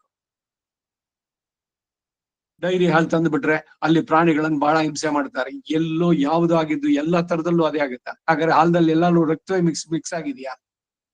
ಏನೇನೋ ಕುತರ್ಕಗಳು, ಅತಿಯಾದ ಇದುಗಳನ್ನು ಹೇಳಕ್ ಹೋಗೋದು ವಿಧಿನಲ್ಲಿ. ಅದರಿಂದ ಇವುಗಳನ್ನು ಬಿಟ್ಟು ಮಾಡುವಂತದ್ದು. ಆ ತ್ರಿತನು ಸೂರ್ಯೋದಯ ಮತ್ತು ಸೂರ್ಯ ಅಸ್ತಮಾನ ಕಾಲದಲ್ಲಿ ಮಲಗಿರುವ ಮನುಷ್ಯರಲ್ಲಿ ಆ ಪಾಪವನ್ನ ಲೇಪಿಸ್ತಾನೆ. ನೋಡಿ, ಸೂರ್ಯೋದಯದಲ್ಲಿ ಯಾಕೆ ಮಲಗಬಾರದು ಅನ್ನೋದಕ್ಕೆ ಈ ತ್ರಿತ ಅನ್ನುವಂತ ಪುರುಷ, ಅವನಿಗೆ ಈ ದೇವತೆಗಳ ಪೂರ್ವೋದಯ ಸಂಪದಿಂದ ಉಂಟಾದ ದೋಷವನ್ನ ಅವನಲ್ಲಿ ಇಟ್ಟರಂತೆ. ಆ ತ್ರಿತ ಏನ್ ಮಾಡ್ತಾನೆ, ಈ ಸಾಯಂಕಾಲ ಹೊತ್ತು ಮಲಗಿದ್ರೆ ಸನ್ಸೆಟ್ ಟೈಮ್ ನಲ್ಲಿ ಅಥವಾ ಬೆಳಗ್ಗೆ ಸೂರ್ಯೋದಯ ಸಮಯದಲ್ಲಿ ಮಲ್ಕೊಂಡಿದ್ರೆ ಆ ಪಾಪ, ಒಂದೊಮ್ಮೆ ಆ ಪಾಪದಲ್ಲಿ ಶಿವನನ್ನೆಲ್ಲೇನಾದ್ರೂ ಸೇರಿದ್ರೆ ಅಗ್ನಿದೇವ ಅನುಗ್ರಹಿಸಿ ನನ್ನನ್ನ ಆ ಪಾಪದಿಂದ ವಿಮುಕ್ತಿ ಮಾಡ್ಲಿ. ಈ ಕೆಂಗೇರಿ ಶೇಷಾದ್ರಿ ಬರ್ತಾ ಇದ್ರು, ಅವ್ರಿಗೆ ಬೆಳಗ್ಗೆ ಆ ಟೈಮ್ ನಲ್ಲೇ ನಿದ್ದೆ ಬರುತ್ತಂತೆ 6:45ಗೆ. ನೋಡಿ ಎಂತ ಪಾಪಗಳಿಗೆ ಸೇರ್ತಾರೆ. ಸೂರ್ಯೋದಯ ಆ ಸಂದರ್ಭದಲ್ಲಿ ಮಲಗೋದೆ ಇಲ್ಲ. ನಾನು ಇಲ್ಲ, ಡಾಕ್ಟರ್ ಹೇಳ್ಬಿಟ್ಟಿದ್ದಾರೆ ನೀವು ಬೆಳಗ್ಗೆ 5:30 8 ಗಂಟೆ ತನಕ ಮಲ್ಕೊಳ್ಳಿ ಅಂತ ಡಾಕ್ಟರ್ ಹೇಳಿದ್ರು. ಅದನ್ನ ನೀವು ಮಾಡ್ತೀರಿ, ಶಾಸ್ತ್ರದಲ್ಲಿ ಹೇಳಿದೆ ಬೆಳಗ್ಗೆ ಬೇಗ ಹೇಳ್ಬೇಕು ಅಂತ. ಯಾವ್ದನ್ನ ಫಾಲೋ ಮಾಡ್ಬೇಕು? ಡಾಕ್ಟರ್ ಯಾಕೆ ಹೇಳ್ಬೇಕು ಅವಾಗ್ಲೇ ಮಲಗಬೇಕು ಅಂತ? ಇಲ್ಲ, ನೀವು ಮನಸ್ಸಲ್ಲಿ ಅನ್ಕೊಳ್ಳೋದು ನನ್ಗೆ ಅವಾಗ್ಲೇ ಮಲಗಿದ್ರೆ ನಿದ್ದೆ ಬರೋದು. ಎಂತೆಂತ ರೀತಿಯ ಪಾಪಗಳಿಗೆ ಸೇರ್ತೀವಿ, ಹೇಗೆ ಸೇರುತ್ತೆ ಅನ್ನೋದಕ್ಕೆ. 15ನೇ ಮಂತ್ರ, ದಿವಿಜಾತ ಅಪ್ಸುಜಾತ, ದೇವಲೋಕದಲ್ಲಿರುವ ನಿತ್ಯ ಜಲಗಳು ಮತ್ತು ಬಾವಿಗಳಿಂದ ಹೊರಬರುವ ನೀರುಗಳು ಹಾಗೂ ವನಸ್ಪತಿಗಳ ರಸರೂಪವಾದ ಜಲಗಳು ಮತ್ತು ಮಳೆ ನೀರು, ಹೀಗೆ ಈ ಸಮಸ್ತ ಜಗತ್ತನ್ನು ಪರಿಶುದ್ಧಿಗೊಳಿಸುವಂತಹ ಜಲದೇವತೆಗಳು ನಮ್ಮನ್ನ ಪಾಪ ವಿಮುಕ್ತರನ್ನಾಗಿ ಮಾಡಿ ಪವಿತ್ರಗೊಳಿಸ್ಲಿ. ಅಗ್ನಿ ಒಬ್ಬನ್ನೇ ಅಲ್ಲ, ವರುಣನನ್ನು ಪ್ರೇಳ್ತಾ ಇದ್ದಾರೆ. ಯಾ ಜಾತ ಓಷಧೀಭ್ಯ ಅಥೋ ಯಾ ಅಗ್ನಿಜ ಆಪಃ ತಾನಃ ಶುಂಧಂತು ಶುಂಧನೀಹಿ. ನೀರಿನಿಂದ ಪವಿತ್ರ ಆ ಸರ್ವೇ ದೇವಾಹ ಆಪದಲ್ಲಿ. ಈಗ ಬ್ರಾಹ್ಮಣೋ ದಕ್ಷಿಣ ಯದಿ ಬ್ರಾಹ್ಮಣ ನ ವಿಂದೇತೆ, ಬ್ರಾಹ್ಮಣ ಸಿಗ್ಲಿಲ್ಲ ಅವಾಗೇನೋ ದರ್ಬೆಯಲ್ಲಿ ಆವಾಹನೆ ಮಾಡಿ ಬ್ರಾಹ್ಮಣನ. ಯದಿ ದರ್ಭ ನ ವಿಂದೇತ, ದರ್ಬೆನೂ ಸಿಗ್ಲಿಲ್ಲ. ಆಗ ಆಪಹ ನೀರಿನಿಂದ ಪರಿಕಲ್ಪನೆ ಮಾಡಿ, ಯಾಕೆಂದ್ರೆ ಎಲ್ಲ ದೇವತೆಗಳು ನೀರಿನಲ್ಲಿ ಇರ್ತಾರೆ ಅಲ್ಲಿ ಹೇಳ್ಬೇಕಾದ್ರೆ. ಹಾಗೆ ಆ ನೀರಿನಲ್ಲಿ ಇರುವಂತ ದೇವತೆಗಳು ನಮ್ಮನ್ನ ಇದು ಪವಿತ್ರಗೊಳಿಸ್ಲಿ. ಪುಣ್ಯ ಜಲದ ಮಂತ್ರದ್ದು, ಆ ಮಂತ್ರದ ಅರ್ಥ ನೋಡಿ, ವೇದ ಮಾರ್ಗದಲ್ಲಿ ಬರೆದಿದ್ದಾರೆ. ಪುಣ್ಯ ಮಂತ್ರದ ಅರ್ಥನೂ ಇದೆ, ಗುರುಗಳು ವರದರಾಜಶ್ರೀಮಲೆ ಬರೆದಿದ್ದಿದೆ. ಎಷ್ಟು ಸುಂದರವಾಗಿದೆ ಆ ಮಂತ್ರ. ಎಲ್ಲಿಯ ತನಕ ಶಬ್ದ ಕೇಳಿಸೋದು ಅಲ್ಲಿ ತನಕ ಅಟ್ಮಾಸ್ಫಿಯರ್ ಗೆಟ್ಸ್ ಇದು ಒಂದು ನೆಗೆಟಿವ್ ಎನರ್ಜಿ ಆಗಿದಾಗ್ಲಿ ಇರ್ಲಿ ಅಲ್ಲಿ ಇರುವುದಿಲ್ಲ. ಆ ಅಣುಗಳು ಕೂಡ ಇರೋಲ್ಲ ಅಲ್ಲಿ. ಅಷ್ಟು ಶುದ್ಧವಾಗುವಂತಹದ್ದು ಪುಣ್ಯದ ವಾಚನ ಮಂತ್ರ. ವೇದದ ಎಲ್ಲ ಮಂತ್ರಗಳು ಉದಕ ಶಾಂತಿ ಮಂತ್ರದಲ್ಲಿ, ಅಂದ್ರೆ ಆ ಮಂತ್ರ ಜಪದಿಂದ ಎಷ್ಟರ ಮಟ್ಟಿಗೆ ಶುದ್ಧಿ, ಮನೆಗೆ ಶುದ್ಧಿ. ಮನೆಯಲ್ಲಿ ಇರೋರು ಯಾರ್ಯಾರು ಕೇಳಿಸಿದ್ರು ಅವ್ರವ್ರ ಕರ್ಮಗಳೆಲ್ಲ ಪರಿಹಾರ. ಮಂತ್ರದ ಇದು ಏನು ಅಂದ್ರೆ ಸೌಂಡ್ ವೇವ್ಸ್, ಶಬ್ದದ ಅಲೆಗಳು ಶುದ್ಧೀಕರಿಸುತ್ತವೆ. ನೀರು ಶುದ್ಧಿಗೊಳಿಸುತ್ತೆ, ಅಗ್ನಿ, ಸೂರ್ಯನ ಕಿರಣಗಳು, ಯಾವ ರೀತಿಯಲ್ಲಿ ಶುದ್ಧೀಕರಣಗಳು. ಯದಾಪೋ ನಕ್ತಂ ದುರಿತಂಚರಾಮ, ಈ ಮಂತ್ರದಲ್ಲಿ ಜಲದೇವತೆಗಳನ್ನು ಕುರಿತ ಪ್ರಾರ್ಥನೆ ಇದೆ. ಬಂಗಾರದಂತೆ ತೇಜಸ್ವಿಗಳಾದ ಜಲದೇವಗಳು ಹಿರಣ್ಯವರ್ಣಾಹ. ರಾತ್ರಿಯಲ್ಲಿ ಹಗಲಿನಲ್ಲಿ ಈ ಜನ್ಮದಲ್ಲಿ ಹಾಗೂ ಜನ್ಮಾಂತರದಲ್ಲಿ ಹಿಂದಿನ ಅನೇಕ ಜನ್ಮಗಳಲ್ಲಿ ನಾವು ಮಾಡಿದ ಎಲ್ಲ ಪಾಪಗಳನ್ನ ನಾಶ ಮಾಡಿ ನಮ್ಮನ್ನು ಶುದ್ಧಿಗೊಳಿಸ್ಲಿ. 17 ಇಮಮ್ಮೆ ವರುಣಸ್ತುತಿ ಹವಂ, ಪಾಪದ ಪಾಶದಿಂದ ಬಿಡಿಸುವ ವರುಣನನ್ನು ಕುರಿತು ಇಲ್ಲಿ ಪ್ರಾರ್ಥನೆ. ಹೇ ವರುಣ ದೇವನೇ, ನಮ್ಮ ಪ್ರಾರ್ಥನೆಗೆ ಹೋಗೊಟ್ಟು ನಮಗೆ ಸುಖವನ್ನು ಅನುಗ್ರಹಿಸು. ಲೋಕವನ್ನೇ ಪಾಲಿಸುವ ನಿನ್ನನ್ನ ನಾನು ಸುಖಕ್ಕಾಗಿ ಪ್ರಾರ್ಥಿಸ್ತೇನೆ. ಎಲ್ಲ ದುಷ್ಟ ಅರಿಷ್ಟಗಳಿಂದ ಪರಿಹಾರ ಉಂಟು ಮಾಡಬೇಕು. 18 ತತ್ವಾಯಾಮಿ ಬ್ರಹ್ಮಣ ವಂದಮಾನಃ, ಹೇ ವರುಣ ದೇವನೇ, ಪಾಪದ ಸಂಕೋಲೆಯಿಂದ ಈ ಪ್ರಪಂಚವನ್ನೇ ರಕ್ಷಿಸುವ ನೀನು. ವರುಣ ಪಾಶಾನ್ ಮುಂಚತು, ಇದು ಬಹಳ ಕರ್ಮದ ಪಾಶಾನೇ ವರುಣ ಪಾಶ ಅನ್ನೋದು. ಅನೇಕ ವಿಧವಾದ ಮಂತ್ರಗಳಿಂದ ಸೃಷ್ಟಿಸಲ್ಪಟ್ಟವನಾಗಿದ್ದೀಯೇ. ನನ್ನ ರಕ್ಷಣೆಗೋಸ್ಕರ ನಾನು ಈ ಹೋಮದ ಮೂಲಕ ಹವಿಸ್ಸನ್ನು ಸಮರ್ಪಿಸಿ ನಿನ್ನನ್ನು ಆರಾಧಿಸುತ್ತಾ ನಿನ್ನಿಂದ ಅಭಯವನ್ನು ಬೇಡ್ತೇನೆ. ಕೋಪಗೊಳ್ಳದೆ ಈ ಯಜ್ಞದಲ್ಲಿ ನಮ್ಮಿಂದ ಸಮರ್ಪಿತವಾದ ಹವಿಸ್ಸನ್ನ ಸ್ವೀಕರಿಸಿ ನಮ್ಮ ಪ್ರಾರ್ಥನೆಯನ್ನ ಮನ್ನಿಸು. ಅನೇಕರಿಂದ ಅನೇಕ ವಿಧವಾಗಿ ಸ್ತುತಿಸಲ್ಪಡುವಂತ ನೀನು ನಮ್ಮ ಆಯುಷ್ಯವನ್ನ ಕಡಿಮೆ ಮಾಡಬೇಡ. ಏನ್ ಬಯಸ್ಬೋದಾ? ಇರೋ ದಿವಸ ಚೆನ್ನಾಗಿರಿ. ಹಿಂದಾಗದೊಂದು ಕ್ಷಣ ಮುಂದಕ್ಕೂ ಆಗದದು ಸಂದ ಲೆಕ್ಕವದೆಲ್ಲ ಅಂತ ಹೇಳಿದ್ರಲ್ಲ, ಮತ್ತೆ ಇಟ್ಸ್ ಎಲ್ಲ ಪ್ರೀ ಡಿಟರ್ಮಿಂಡ್. ಯಾರು ಅದನ್ನ ಎಕ್ಸ್ಟೆಂಡ್ ಮಾಡಕ್ಕಾಗಲ್ಲ ಅಂತ. ನಮ್ಮ ಸಿದ್ಧಾಂತ ಪ್ರಕಾರ ಎಕ್ಸ್ಟೆಂಡ್ ಮಾಡಬಹುದು, ಶಾರ್ಟ್ ಕಟ್ ಮಾಡಬಹುದು. ನೀವು ಆರ್ಥ ಪ್ರಪತ್ತಿಯನ್ನ ಮಾಡೋದಾದ್ರೆ ಭಗವಂತ, ನಾನು ನಿಜವಾಗಿ ಕಾಯ ವಾಚ ಮನಸ ನನಗೆ ಈ ಭೂಲೋಕದಲ್ಲಿ ಇನ್ನು ಮತ್ತೆ ಇರಬೇಕು ಅಂತ ಇಷ್ಟ ಇಲ್ಲ. ಯಾವಾಗ ನಿನ್ನೊಡನೆ ಸೇರ್ತೀನೋ ಅನ್ನೋದಿದೆ. ಅದರಿಂದ ನನಗೆ ಆದಷ್ಟು ಬೇಗ ಮುಕ್ತಿ ಕೊಡು ಅಂದ್ರೆ ತಥಾಸ್ತು ಅಂತಾನೆ. ನಮ್ಮ ಆಯುಸ್ಸನ್ನು ಮೊಟಕುಗೊಳಿಸಿ ಕರ್ಕೊಳ್ತಾನೆ. ಇಲ್ಲ ಯಾರೋ ನನಗೆ ನನ್ನ ಮೊಮ್ಮಗನಿಗೆ ಮದುವೆ ಆಗೋದನ್ನ ನಾನು ನೋಡ್ಬೇಕು, ಅದಕ್ಕಾಗಿ ನಾನು ಎಲ್ಲ ನಿನ್ನನ್ನು ತೀವ್ರವಾಗಿ ಪ್ರಾರ್ಥನೆ ಮಾಡ್ತೇನೆ ಅಂದ್ರೆ ಅವನು 60-70 ವರ್ಷಕ್ಕೆ ಹೋಗೋದನ್ನ 100 ವರ್ಷದ ತನಕ ಎಕ್ಸ್ಟೆಂಡ್ ಮಾಡ್ಬೋದು. ಜನರಲ್ ರೂಲ್ ಏನು ಅಂತಂದ್ರೆ ವಿಧಿ ಮುಖಾರ ಅದು ಒಂದಗಳು ಹೆಚ್ಚಿರೋದು, ಒಂದಗಳು ಕೊರೆ ಇರೋದು. ಬಟ್ ಇದ್ರ ವೇರಿಯೇಷನ್ ಮಾಡೋದಕ್ಕೆ ಕರ್ಮಾಧ್ಯಕ್ಷನಾಗಿ ಭಗವಂತನಿಗೆ ಸಾಧ್ಯ. ಅದರಿಂದ ನಮ್ಮ ಆಯುಷ್ಯವನ್ನ ಕಡಿಮೆ ಮಾಡಬೇಡ, ಆಯುಷನ್ನ ವರ್ಧಿಸು, ನಮ್ಮನ್ನು ಅನುಗ್ರಹಿಸು.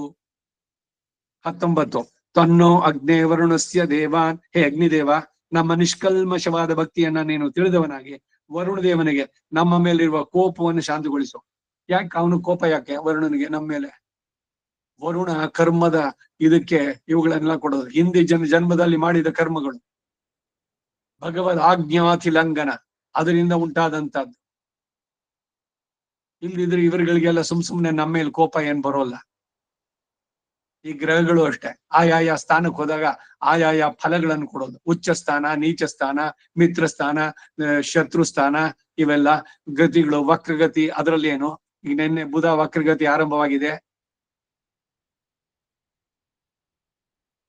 ಅದಕ್ಕೆ ಸರಿಯಾದಂತಹ ಎಫೆಕ್ಟ್ಸು ಆಯಾಯ ಚೇತನನಿಗೆ. ಯಾಕೆ ಅಂದ್ರೆ ಜನ್ಮ ಸಮಯದಲ್ಲಿ ಆ ಕುಂಡಲಿನಲ್ಲಿ ಯಾರ್ಯಾರಿದ್ರು, ಯಾರ್ಯಾರಿಗೆ ಎಷ್ಟೆಷ್ಟು ವರ್ಷ, ಆ ಯಾವ ರೀತಿನಲ್ಲಿ ಅವ್ರು ಮುಂದಕ್ಕೆ ಹೋಗ್ತಾರೆ, ಎಲ್ಲದಕ್ಕೂ ಕೂಡ ಇದೆ, ಅರ್ಥ ಇದೆ.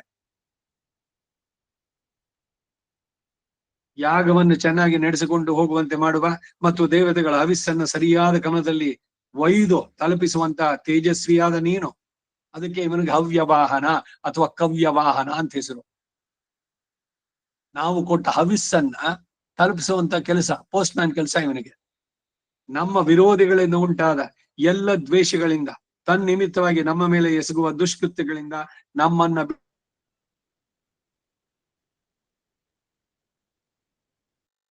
ದ್ವೇಷಾಗಂಸಿ ಪ್ರಮುಗ್ಧ್ಯಸ್ಮತ್.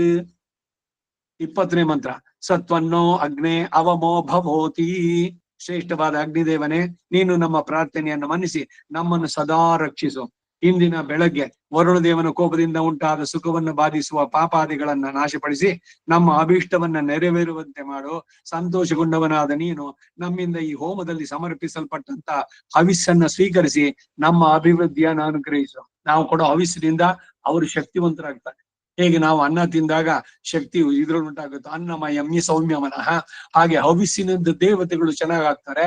ಅದಕ್ಕೆ ಪ್ರತಿಯಾಗಿ ಅವರು ನಮ್ಮನ್ನು ಅನುಗ್ರಹಿಸ್ತಾರೆ. 21 ತ್ವಮಗ್ನೇ ಅಯಾಸಿ. ಅಗ್ನಿದೇವನೇ, ನೀನು ವಿಶ್ವವ್ಯಾಪಕನಾಗಿದ್ರು ಯಜಮಾನನ ಮನಸ್ಸಿನಲ್ಲಿ ನಿಂತಿದ್ದೀಯೇ. ಸ್ವಾಭಾವಿಕವಾಗಿ ನೀನು ಜಗತ್ತನ್ನ ವ್ಯಾಪಿಸಿದ್ರು. ಯಜ್ಞದಲ್ಲಿ ಸಮರ್ಪಿಸಿದಂತ ಹವಿರ್ಭಾಗವನ್ನ ನಿರ್ದಿಷ್ಟವಾದ ದೇವತೆಗಳಿಗೆ ಸರಿಯಾದ ರೀತಿಯಲ್ಲಿ ಕೊಡವನಾಗಿದ್ದೀಯ. ಅದಕ್ಕಾಗಿನೇ ಈ ಸಾತ್ವಿಕ ತ್ಯಾಗ, ಸಂಬಂಧ ತ್ಯಾಗ ಹೇಳೋದು. ಅಗ್ನಯೇ ಸ್ವಾಹ ಅಂದ್ಬಿಟ್ಟು ಇಂದ್ರಾಯ ಇದನ್ನ ಮಮ ಅಂತ ಹೇಳಿ, ಅದು ಇಂದ್ರನಿಗೆ ಅಂತ. ಇಂದ್ರನು ತಗೊಳಲ್ಲ, ಅಗ್ನಿನೂ ತಗೊಳಲ್ಲ. ಅಗ್ನಿಗೆ ಅಂತ ಅಂದ್ಬಿಟ್ಟು ನೀವು ಸ್ವಾಹ ಅಂತ ಕೊಟ್ಟ ಮೇಲೆ ಅಗ್ನಯ ಇದನ್ನ ಮಮ ಅಂತ ಹೇಳ್ಬೇಕು. ಅಗ್ನಿಂ ಪ್ರಥಮಂ ಯಜೇತೆ ಅಗ್ನಿಮುಖ ಯವ ದೇವತಾ ಪ್ರೀಣಾತಿ. ಅಗ್ನಿಮುಖದಿಂದ ದೇವತೆಗಳು ಪ್ರೀತರಾಗ್ತಾರೆ. ವೇದದ ಮಾತಿದ್ದು, ಸುಳ್ಳಲ್ಲ. ಈಗ ರಾಮ ಪಟ್ಟಾಭಿಷೇಕ ಒಂದೊಂದೇ ಶ್ಲೋಕ ಹೇಳಿ, ಶ್ರೀರಾಮಚಂದ್ರಾಯ ಇದನ್ನ ಮಮ ತಪಸ್ವಾಧ್ಯಾಯ ನಿರತಂ ತಪಸ್ವೀಂ ವಾಗ್ವಿದಾಂಬರಂ ನಾರದಂ ಪರಿಪಪ್ರಚ್ಛ ವಾಲ್ಮೀಕಿ ಮುನಿಪುಂಗವ ಸ್ವಾಹ ಅಂತಂದ್ರೆ ಅಗ್ನಿ ನೀವು ಕೊಟ್ಟ ಹವಿಸ್ಸನ್ನ ರಾಮನಿಗೆ ತಲುಪಿಸ್ತಾನೆ, ಅದ್ರಲ್ಲಿ ಸಂದೇಹ ಇಲ್ಲ. 22ನೇ ಮಂತ್ರ. ಯದದಿ ವ್ಯನ್ಋಣಮಹಂ. ನಾನು ನನ್ನ ಹೆಂಡತಿ ಮಕ್ಕಳನ್ನ ಅನ್ನಪಾದಗಳಿಂದ ರಕ್ಷಿಸಲು ಅಸಮರ್ಥನಾಗಿ ಸಾಲವನ್ನು ಪಡೆದಿದ್ದು, ಅದನ್ನ ಸಾಲ ಕೊಟ್ಟವರಿಗೆ ಹಿಂದಿರುಗಿಸಿ ಕೊಡಲು ಮನಸ್ಸಿಲ್ಲದೆ ಆ ಸಾಲವನ್ನ ನುಂಗಿ ಹಾಕಿದ್ರೆ ಅಗ್ನಿ ಮತ್ತು ಇಂದ್ರವರು ಸೇರಿ ಆ ಸಾಲದ ಋಣದಿಂದ ನನ್ನನ್ನು ಬಿಡಿಸ್ಲಿ. ಋಣನ್ ಕೃತ್ವ ಘೃತಂ ಪಿಬೇತೆ, ಚಾರ್ವಾಕ ಹೇಳ್ತಾನೆ. ಸತ್ ಮೇಲೆ ಅದೇ ಮೋಕ್ಷ, ಸ್ವರ್ಗನೂ ಇಲ್ಲ ನರ್ಕನೂ ಇಲ್ಲ. ಯಾರು ಬಂದ್ ಹೇಳ್ದವ್ರು ಇದ್ದಾರೋ? ಸಾಲ ಮಾಡ್ಬಿಟ್ಟು ಎಂಜಾಯ್ ಮಾಡೋ ಲೈಫ್ ಅನ್ನ ತುಪ್ಪ ತಿನ್ನು ಚೆನ್ನಾಗಿ. ಸಾಧ್ಯ ಆದ್ರೆ ಸಾಲ ತೀರ್ಸು. ಸತ್ ಮೇಲೆ ನಿನ್ನೇನ್ ಹಿಡ್ಕೊಳ್ತಾನ ಅವನು? ಬೇಕಿದ್ರೆ ನಿನ್ ಮಗ ತೀರ್ಸ್ಲಿ, ಇಲ್ದಿದ್ರೆ ಅವ್ನು ಹೇಳ್ತಾನೆ ನಮ್ ತಂದೆ ಹತ್ರ ತಾನೆ ನೀವು ಮಾಡಿದ ಸಾಲ, ಅವ್ನ್ ಕೇಳ್ಕೊಳ್ಳಿ, ನನಗೂ ಅದಕ್ಕೂ ಸಂಬಂಧ ಇಲ್ಲ ಅಂತ ಅವನು ಹೇಳಿದ್ರೆ ಇವನಿಗೆ ಸಾಲದಿಂದ ಬಿಡುಗಡೆ ಆಗೋಯ್ತು. ಸಾಲ ಕೊಟ್ಟವನಿಗೆ ಸಾಲ ತೀರಿಸದೇ ಇದ್ರೆ ಆ ಸಾಲ ಕೊಟ್ಟವನು ಮುಂದೆ ಇನ್ ಜನ್ಮದಲ್ಲಿ ಅವನ ಮಗನಾಗ್ತಾನೆ. ಇಂಟ್ರೆಸ್ಟ್ ವಿತ್ ಇಂಟ್ರೆಸ್ಟ್ ಅವನು ತಗೊಳ್ತಾನೆ. ಹೆಂಗಿದೆ ಅಪ್ಪ ನನ್ಗೆ ಇದು ಬೇಕು, ನಿಮಗೆ ಪ್ರೀತಿಯಿಂದ ಅವನಿಗೆ ಕಷ್ಟ ಆದ್ರೂ ಕೂಡ ನೀವು ಅದಕ್ಕಾಗಿ ಎಕ್ಸ್ಟ್ರಾ ಕೆಲಸ ಮಾಡಿಯೋ ಏನೋ ಮಾಡಿ ಅವನ ಬೈಕೆಯನ್ನು ತೀರಿಸ್ಬೇಕು. ಇಲ್ಲಿ ಆ ಪ್ರೇಮದ ಪಾಶ ಇದೆಯಲ್ಲ, ಅದೇ ನಿಮಗೆ ಬಂಧವಾಗಿ ಆ ಕಕ್ಸುತ್ತೆ ಎಲ್ಲದನ್ನು ವಿತ್ ಇಂಟ್ರೆಸ್ಟ್. ಕಾಯ ವಾಚ ಮನಸ ನಮ್ಮಿಂದ ಏನೇನಾದ್ರೂ ಕೂಡ ಅಷ್ಟೇ. ಹಾಗೆ ಋಣಗಳದು ಅಷ್ಟೇನೆ. ಎಲ್ಲ ಋಣಗಳಿಂದ ಬಂಧನದಿಂದ ಮುಕ್ತನಾದ್ರೆ ಮಾತ್ರ ಇವನು ಮೋಕ್ಷಕ್ಕೆ ಹೋಗೋಕ್ ಸಾಧ್ಯವಾಗೋದು.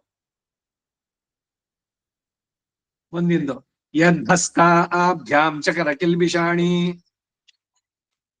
ಕೈಗಳಿಂದ ದ್ರವ್ಯಗಳನ್ನ ಅಪಹರಿಸೋದು ಮೊದಲಾದ ಪಾಪಗಳನ್ನ ನಾನ್ ಮಾಡಿದ್ರೆ, ಇದೆಲ್ಲ ಎಷ್ಟು ಸೂಕ್ಷ್ಮ ಗೊತ್ತಾ? ನಮ್ ಗುರುಗಳು ಹೇಳ್ತಾ ಇದ್ರು. ಈಗ ಯಾವ್ದೋ ಒಂದ್ ಕಡೆ ಹೋಗಿ ಏನೋ ಪೌರೋಹಿತ್ಯ ನಡೆಸಿದ್ದೇವೆ, ಆ ಅಕ್ಕಿ ಮತ್ತೊಂದು ಎಲ್ಲ ಇದೆ. ಸಾಮಾನ್ಯವಾಗಿ ಏನು ಈ ರೀತಿಯ ಕಾರ್ಯಕ್ರಮದಲ್ಲಿ ನಡೆಸಿದಂತ ಎಲ್ಲ ಇದನ್ನು ಕೂಡ ಯಾರು ಅವನು ಅಧ್ವರಿಗೆ ಬಂದಿರ್ತಾನೋ ಬೃಹಸ್ಪತಿಯಾಗಿ ಅವನಿಗೆಲ್ಲವನ್ನು ಕೊಡ್ಬೇಕು.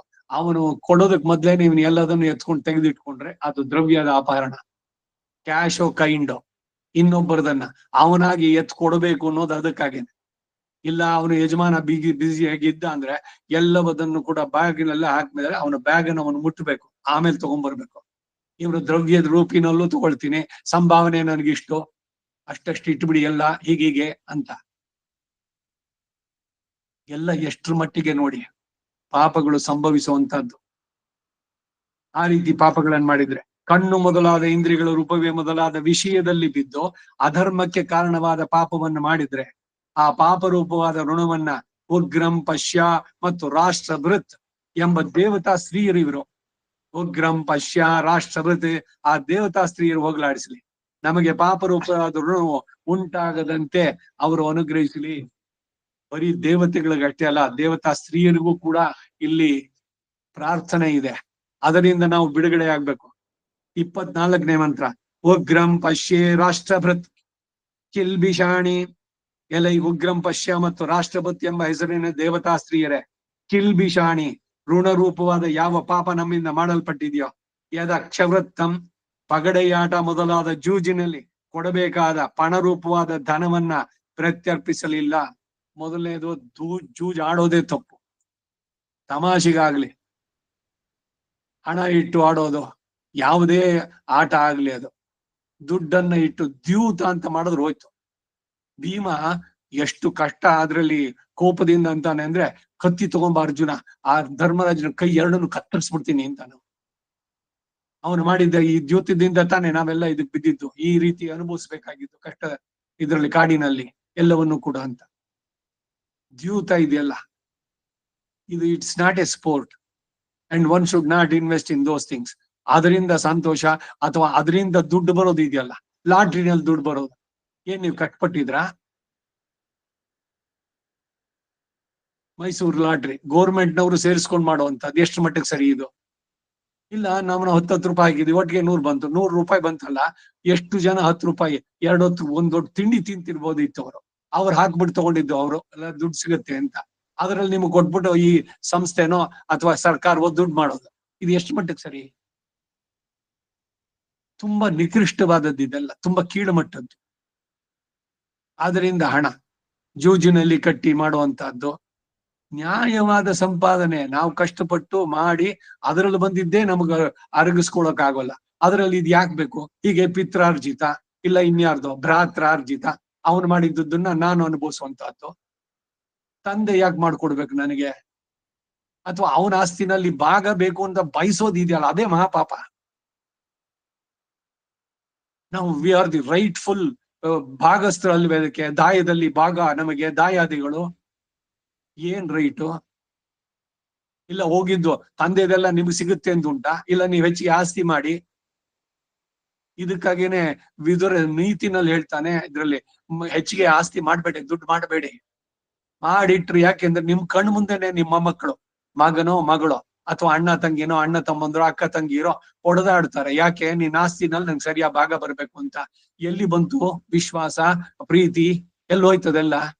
ಹುಟ್ಟಿದ ಅಣ್ಣ ತಮ್ಮಂದ್ರು, ಬೆಳಿತಾ ದಾಯಾದಿಗಳು, ಅವ್ರಿಗೆ ಇವನ್ ಕಂಡು ಮುಖ ನೋಡಿದ್ರೆ ಅವನಿಗಾಗೋಲ್ಲ. ನೋಡು ಅವನ್ ಎಲ್ಲ ಅದನ್ನ ಒಟ್ಟಾಯಿಸ್ಬಿಟ್ಟ, ದೊಡ್ಡವನೋ ಚಿಕ್ಕವನೋ. ಆ ದುಡ್ಡನ್ನ ಬಯಸೋದು ಯಾಕೆ ಅಂತ ಬೇಸಿಕ್ ಆಗಿ. ನಿನಗ್ ಶಕ್ತಿ ಕೊಟ್ಟಿಲ್ವಾ? ಸರಿಯಾದ ಸಂಸ್ಕಾರ ಕೊಟ್ಟಿದ್ರೆ ನಿನ್ಗ್ ತಲೆ ಇಲ್ವಾ? ಮುಖ್ಯವಾಗಿ ನೀನ್ ಮಾಡಿಟ್ಟಿದ್ಯಾ ಹಿಂದಿನ ಜನ್ಮದಲ್ಲೇ? ಇನ್ನೊಬ್ಬನಿಗೆ ಹೆಚ್ಚಿಗೆ ಇದೆ ಅಂತ ಯಾಕೆ? Why you should compare? Never compare with others. ನೀನ್ ಮಾಡಿದ್ದನ್ನ ನೀನು ಅನುಭವಿಸ್ತಾ ಇದೀಯ, ಅದರಿಂದ ತೃಪ್ತನಾಗಿರೋ. ದೇವ್ರೇನ್ರ ಕೊಡ್ಲಣ್ಣ, ಕೊಡದಿದ್ರೆ ಬಿಡ್ಲಣ್ಣ. ಅವನ್ ಹಾಕಿ ತಾಳ್ದಂಗೆ, ಕಣ್ ಮುಚ್ಕೊಂಡು ಹೇಳ್ದಂಗೆ ಇರೋದು ರತ್ನನ್ ಪ್ರಪಂಚ. ವಿವೇಕ ಎಷ್ಟು ಸುಂದರವಾಗಿದೆ ಒಂದೊಂದರಲ್ಲಿ, ಆ ಸಂದೇಶ ಎಷ್ಟು ತೀವ್ರವಾಗಿದೆ ಅನ್ನೋದನ್ನು ಗಮನಿಸಿ. ಉಗ್ರಂ ಪಶ್ಯ ಮತ್ತು ರಾಷ್ಟ್ರಪತ್ ಎಂಬ ದೇವತಾ ಸ್ತ್ರೀಯರೇ, ನಾನು ಸಾಲ ತೆಗೆದುಕೊಂಡು ಅದನ್ನು ಪ್ರತಿಯಾಗಿ ಹಿಂದಿರುಗಿಸದೇ ಇದ್ರೆ, ಹಾಗೆ ಪಗಡೆ ಮೊದಲಾದ ಜೂಜಿನಲ್ಲಿ ಕೊಡಬೇಕಾದ ಪಣರೂಪವಾದ ಹಣ ಕೊಡದೇ ಇದ್ದು, ಅದು ಪಾಪಜನಕವಾಗಿರೋದ್ರಿಂದ, ಪಾಪಜನಕವಾದದ್ದು ಆ ಹಣ. ಅದಕ್ಕೆ ಸರಿಯಾದ ಮಾರ್ಗದಲ್ಲಿ, ವೃತ ಮಾರ್ಗದಲ್ಲಿ ಸಂಪಾದನೆ ಮಾಡಬೇಕು. ಅದನ್ನ ಸತ್ಪಾತ್ರ ದಾನ ಮಾಡಬೇಕು.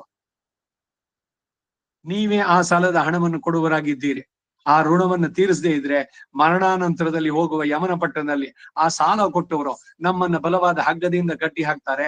ಹಾಗಾಗಿ ಋಣರೂಪವಾದ ಪಾಪದಿಂದ ನಮ್ಮನ್ನ ಮುಕ್ತಿಗೊಳಿಸಿ ಅನುಗ್ರಹಿಸಿ. ಆ ದೇವತಾ ಸ್ತ್ರೀಯರನ್ನು ಪ್ರಾರ್ಥನೆ ಮಾಡೋದು ಯಾರು? ಉಗ್ರಂ ಪಶ್ಯ ರಾಷ್ಟ್ರ ವೃತ್ ಅನ್ನುವಂತ ದೇವತೆಗಳು, ದೇವತಾ ಸ್ತ್ರೀಯರು. ಮುಂದಿನ ಮಂತ್ರ 25. ಅವತ್ತೇ ಹೇಳು.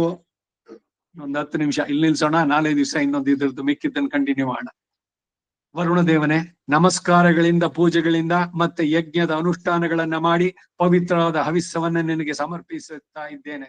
ಅದರ ಮೂಲಕವಾಗಿ ನಿನ್ನ ಕೋಪವನ್ನು ಶಾಂತಿಗೊಳಿಸ್ತೇನೆ. ಶತ್ರುಗಳಾದ ರಾಕ್ಷಸರನ್ನ ನಾಶ ಮಾಡುವ ಸಾಮರ್ಥ್ಯ ಹೊಂದಿದ ವಿಶಾಲ ಹೃದಯವುಳ್ಳ ತೇಜಸ್ವಿಯಾದ ನೀನು ನಮ್ಮ ಅನುಗ್ರಹಕ್ಕಾಗಿ ಇಲ್ಲಿ ನೆಲೆಸಿದ್ದು ನಮ್ಮಿಂದ ಮಾಡಲ್ಪಡುವ ಪಾಪಗಳನ್ನೆಲ್ಲ ನಾಶ ಮಾಡಿ ನಮ್ಮನ್ನ ಮುಕ್ತನಾಗಿಸು.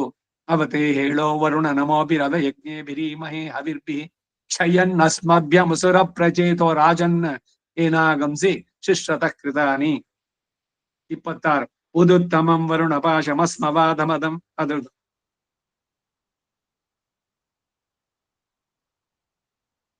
ಯಮಾದಿತ್ಯ ವ್ರತೇತವ ಅನಾಗಸೋ ಅದಿತಯಸ್ಯಾಮ.